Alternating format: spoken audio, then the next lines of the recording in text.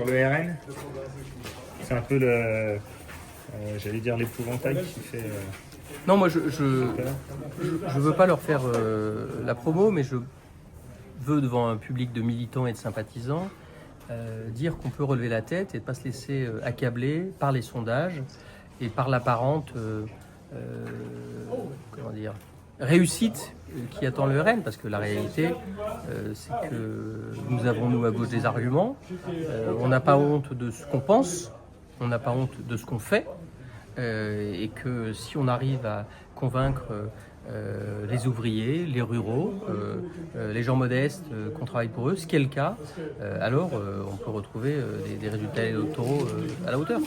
Quand Souchon dit 35%, c'est pas 50%, il a raison. Oui, bah il a raison, bien sûr. Le 35%, c'est pas 50%. Et d'ailleurs, moi je trouve que le Rassemblement national et ses élus extrême droite se voient très beaux, et qu'il y a une forme d'arrogance là, un sentiment que l'affaire est pliée, qui correspond pas à la réalité, parce qu'il va y avoir un combat électoral. Enfin, moi j'attends le Rassemblement national et ses élus sur beaucoup de sujets. Enfin, on a beau dire sécurité, sauter sur son siège 3 fois au Conseil régional, ne pas avoir la moitié d'une compétence sur le sujet. J'ai la faiblesse de croire que je connais un peu cette question. Je vais être nommé président d'un groupe de travail à Région de France sur la question. Donc il faut qu'ils travaillent aussi sur beaucoup de sujets. Donc ils ne sont pas encore compétents. Et dire il y a trop d'immigrés et ériger l'immigration en solution ultime pour toutes les questions, ça ne fait pas un programme. Et donc ils n'ont pas de programme. Comment vous pouvez bouger sur la sécurité? Bon, vous dites que vous faites bouger les lignes au Parti socialiste, que ça devient un peu plus consensuel que ça ne l'a été. Ça sera le vrai sujet de la campagne de 2027? Non, c'est un des sujets. Je pense que le vrai sujet de la campagne 2027, c'est de se rapprocher des attentes populaires et de montrer qu'on entend les problèmes, qu'on ne soit pas dans le déni, pas dans l'angélisme. Sur la sécurité, le mouvement a été fait. Je pense qu'il faut détricoter aussi le discours sur l'immigration.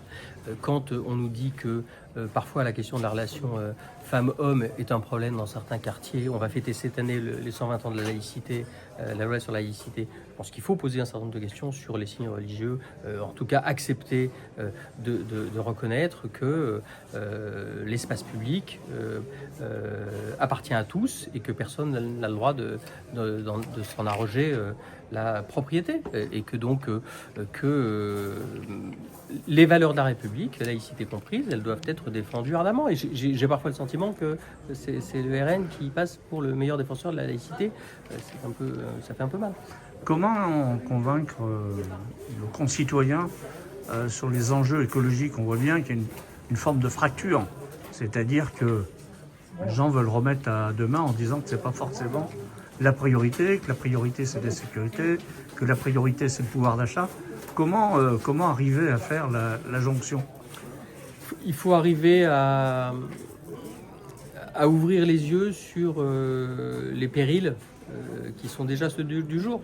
C'est pas parce que les inondations elles ont lieu 300 km plus au sud et les sécheresses 300 km à l'ouest qu'on n'est pas concerné. On va tous être concernés par ces événements climatiques. On est tous concernés par la perte de biodiversité. C'est des rendements en baisse, c'est des agriculteurs qui souffrent, c'est des vendanges et des moissons qui ne sont pas à la hauteur de ce qu'on attend. Donc ça déséquilibre notre économie, ça déséquilibre notre santé, cette érosion du vivant, cette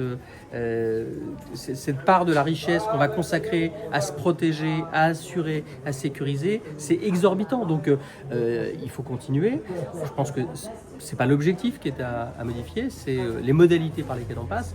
Et c'est vrai que parfois une approche un peu trop administrative, une approche un peu trop technocratique éloigne les gens de ces sujets. Et puis parfois on n'a pas le sentiment que tout ça est très cohérent. Je pense par exemple au débat sur le moteur thermique, l'électrique. Il faut que la ligne soit plus claire, et c'est un effort collectif, mais balayer tout ça d'un revers de main en disant on nous emmerde, c'est pas le sujet, je pense que à l'échelle historique, c'est une faute pour les générations qui viennent.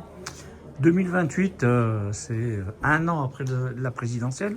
On a le sentiment que vous êtes rentré dans la présidence, et que vous êtes finalement déjà en campagne pour éviter le Rassemblement national en 2028. Ben, j'y suis allé pour ça. J'y suis allé pour ça, pour aller au combat contre le Rassemblement national et contre tous les autres, pour porter les politiques que la gauche porte dans cette région. Je pense qu'on est utile dans ce qu'on fait, qu'on tient la bonne ligne. Et évidemment, cet engagement, c'est pas pour m'arrêter au printemps 2028, c'est pour continuer après. Est-ce que vous avez peur de ne pas avoir les moyens avec tous les débats sur la dette, sur les restrictions budgétaires? C'est un sujet central et je pense que les régions vont devoir faire un effort de communication et de pédagogie dans le monde institutionnel où elles ne sont pas toujours les mieux traitées. On considère que les départements sont plus en difficulté, ce qui statistiquement n'est pas vrai, que le bloc communal est plus exposé. Les régions doivent dire à quel point leur situation financière, elle conditionne les services du quotidien pour les habitants et l'investissement local, parce que quand l'investissement public il est porté à 75% par les collectivités, il est important qu'on puisse continuer à passer des chantiers, à rénover des lycées, à donner de l'argent aux communes pour qu'elles fassent des travaux, faute de quoi on ajoutera à la crise politique une crise économique.